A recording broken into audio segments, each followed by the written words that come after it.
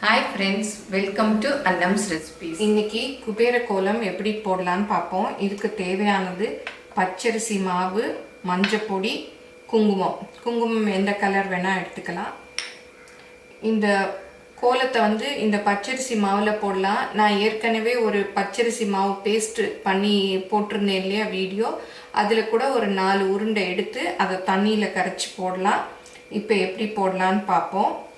First இதுக்கு இந்த மாதிரி பெரிய கோடு 2 போட்டுக்கணும்.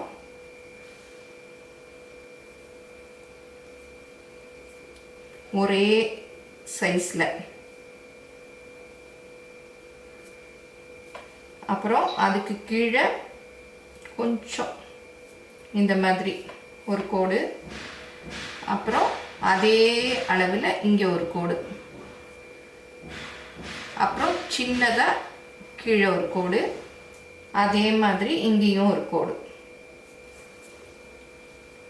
இப்போ இந்த சின்ன கோடு போட்டிருக்கோம் இல்லையா, அதை இங்கோட ஜாயின் பண்ணிடணும்.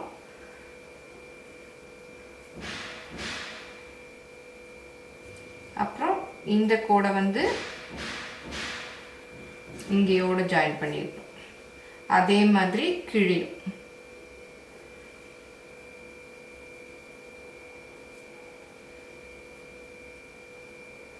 இந்த கோலத்தை நம்ம வெளியிலலாம் வாசல்லாம் போடக்கூடாது.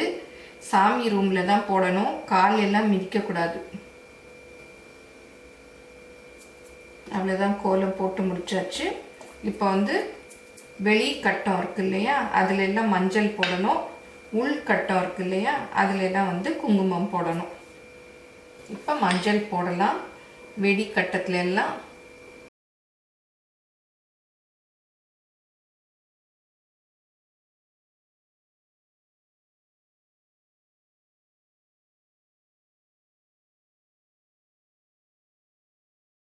இதே மாதிரி இந்த வெளிக்கட்டை எல்லாம் போடலாம். இந்த கோலம் போட்டுட்டு இதெல்லாம் எப்படி அடிக்கிறது, இதை என்ன பண்ணுறதுலாம் கேட்டிருந்தீங்க. இதெல்லாம் அப்படியே எடுத்து துணியால் செடி வச்சுருந்தீங்கன்னா அதில் போட்டுடலாம். இல்லாட்டி நீங்கள் எங்கேயாவது குளம் அந்த மாதிரி கடல் இருக்கும் இல்லையா, அங்கே போகிறச்ச இந்த பூக்களையும் இதையும் போட்டுடலாம். இப்போ மஞ்சள் எல்லாம் போட்டாச்சு. உள்ளே இருக்க கட்டத்துக்கெல்லாம் குங்குமம் போடலாம்.